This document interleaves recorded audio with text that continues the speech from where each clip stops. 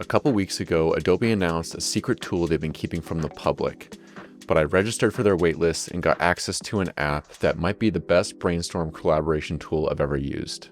Today, I'm going to share my hands-on review, explain its pros and cons, and decide whether or not this app is going to make it into my Adobe toolkit. My name is DJ from Eternal Visuals. Let's not waste any time. Let's get into it. For those who don't know, Adobe held a Max London conference about a month ago to give an update on some new features and tools that they've been working on. But there was an app they announced that had me at a loss for words. Adobe is working on an app called Boards, which they are describing as an all-in-one solution for all of your brainstorming, pre-production, mood board needs. The reason that this was so surprising is because the app doesn't just include their Firefly AI image and video generation. They have partnered with Google, ChatGPT, and Flux so that you have the most popular image and video generation AI tools all in one place. But this isn't even the best part. As you're making these artboards of inspiration, you can use Firefly's best features like eyedropping the image as composition or style reference or key features you're trying to match to create an entirely new image that better reflects the rest of your vision. Up to this point in my career, if I try to pull something like this off to show a client or a creative director, I could only get to a certain point in my visual direction. The reason was because these images are from different projects in different places. This would only allow the client to vaguely see the visual direction I was trying to head, and my creative director would usually critique the images I pulled because they didn't really fully represent the look and feel that we were going for. After getting access to the app and using it for almost 3 hours, there's a lot of things that got me really excited about using it, but there was also some roadblocks I hit that got me really frustrated that made me want to stop using it. So let's dive in. To get started, I wanted to create a spec ad surrounding youthful nightlife with a Matrix Fight Club film aesthetic. I went on to Upsplash.com to find an image that I thought captured the overall tone and mood I was looking for. The first shot I wanted to generate was an image of a girl hanging out of the window of a car driving through a highway tunnel. I was getting results, but nothing close to what I was looking for. So I decided to use ChatGPT to generate the prompt for me. I started to get some decent results jumping back and forth between different image generation apps and kept using ChatGPT to create my prompts.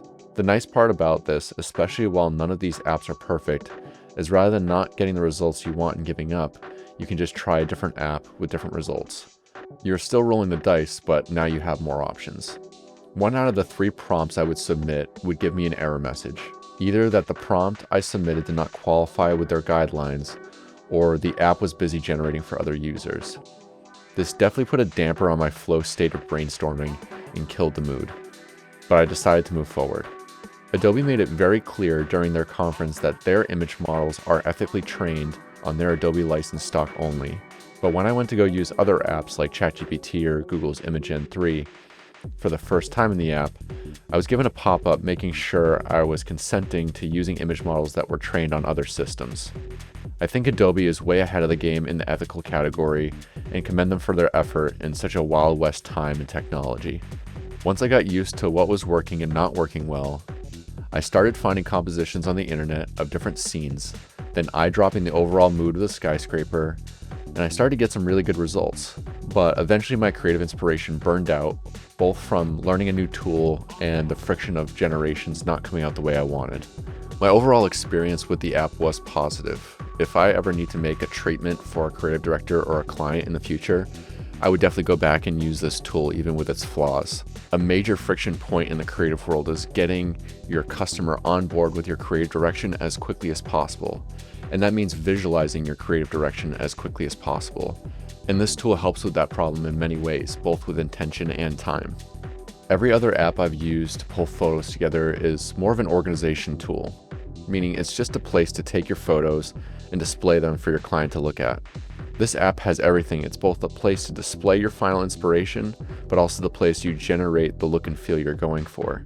Part of the tension I feel using this app was that in order to get what I was looking for, I had to really take a step back and really think about every little detail and be able to explain that to ChatGPT to really get the image I wanted. The film stock type, the camera settings, the lens type, the angle, the emotion of the human, the movement in the frame, the color palette. All of these should continue to be intentional choices, not letting the computer make those choices for you, because your audience will feel it. There's a lot of creative tension that I feel with AI, but this is one of the first times that I felt like AI was actually helping to bring my creative vision to life, not create the vision for me. Adobe has their official Max conference in October, and I'm hoping that they reveal some updates or an official version later this year. I hope you learned something today and can't wait to see you in the next one.